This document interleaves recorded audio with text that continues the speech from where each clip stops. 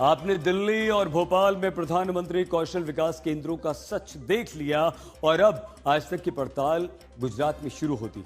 आज तक की टीम गांधीनगर के दहेगाम पहुंचती है और यहां जो कौशल विकास केंद्रों को लेकर सच सामने आता है वो भी बेहद चौंकाने वाला है।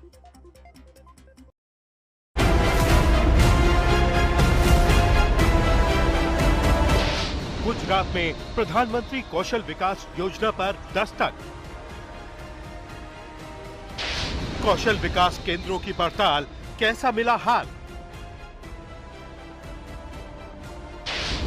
प्रधानमंत्री कौशल विकास योजना पर चौंकाने वाला खुलासा।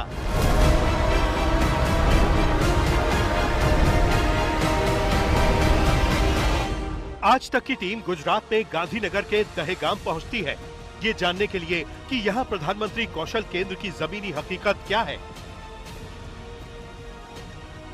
हमने पहले silveroakskill.org वेबसाइट पर देखा कि कौन कौन से कौशल सेंटर या स्किल सेंटर चल रहे हैं। वेबसाइट के मुताबिक हमें पता चलता है कि दहेगाम के नीलकंठ आर्केड की तीसरी और चौथी मंजिल पर प्रधानमंत्री कौशल केंद्र चलता है। आज तक की टीम जब मौके पर पहुंची तो क्या देखा, आप भी देखिए।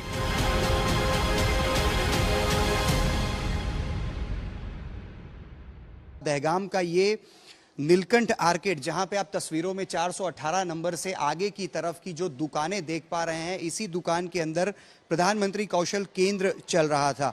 अहमदाबाद ईस्ट के हिस्से में ये एक प्रधानमंत्री कौशल केंद्र की शुरुआत साल 2020 से की गई थी। तीसरे और चौथी मंजिल पर लगभग आप जो दुकानें फिलहाल देख रहे हैं अब तो खाली हो चुकी है और अंदर का जो इंटीरियर है वो भी यहाँ से निकाल लिया गया है, जो शटर हैं उसे भी निकाल लिया गया है।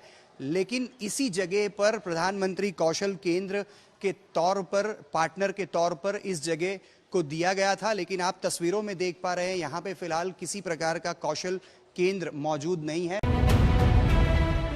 दहेगाम के नीलकंठ आर्केड की चौथी मंजिल पर हमें सिर्फ खाली पड़ी दुकानें मिलती हैं और प्रधानमंत्री कौशल केंद्र के पोस्टर मिलते हैं।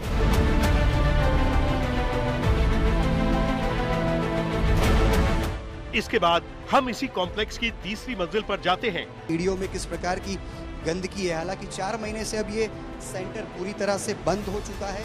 यहाँ भी हमें प्रधानमंत्री कौशल केंद्र के पोस्टर तो मिले, लेकिन सेंटर कहीं चलते हुए दिखाई नहीं दिए।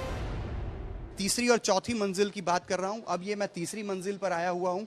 तीसरी मंजिल की भी एक ऑफिस, जो कि यहाँ पे उसके ऊपर एक स्टिकर लगा है प्रधानमंत्री कौशल केंद्र का।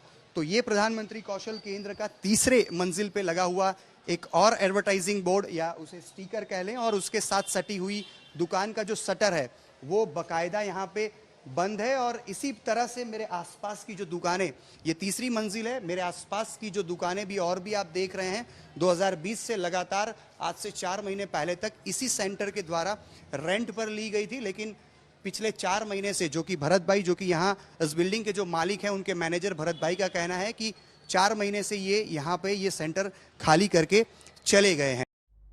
जानकारी के लिए हमारी टीम ने आसपास की दुकान और नीलकंठ आर्केड के बुकिंग ऑफिस में बैठने वाले मैनेजर भरत भाई से बातचीत की।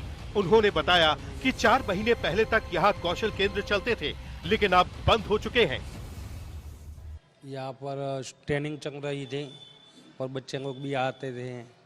अभी 3-4 महीने से मतलब हमको वापस देकर चले गए और शुरुआत में तो बहुत अच्छा था। आज तक की टीम ने दहेगाम के नीलकंठ आर्केड की तीसरी और चौथी मंजिल पर 4 महीने पहले तक कौशल केंद्र चलाने वाले मालिक से भी बात की, क्योंकि इनका नंबर हमें वेबसाइट से मिला। तो उन्होंने बताया कि पिछले साल हमें सरकार की तरफ से केंद्र चलाने के लिए काम नहीं सौंपा गया। इसके बाद भी कुछ महीने तक हमने जगह और इंफ्रास्ट्रक्चर जैसे के तैसे रखा, लेकिन जब सरकार की तरफ से हमें काम नहीं दिया गया तो कुछ महीने तक रेंट भरने के बाद अंत में हमने जगह उसके मूल मालिक को सौंप दी। हम आपको बता दें कि प्रधानमंत्री कौशल विकास योजना पर सीएजी की रिपोर्ट में 2016 से 2022 के बीच गंभीर अनियमितताएं उजागर हुई हैं।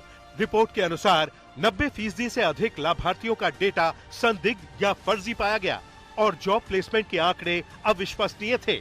हालांकि राज्यसभा में कौशल विकास एवं उद्यमिता मंत्री जयंत चौधरी ने 4 फरवरी को इस पर जवाब दिया, जिसमें दावा किया गया है कि 2393 स्किल इंडिया केंद्रों की जांच के बाद 41 केंद्रों के खिलाफ एफआईआर दर्ज की गई है।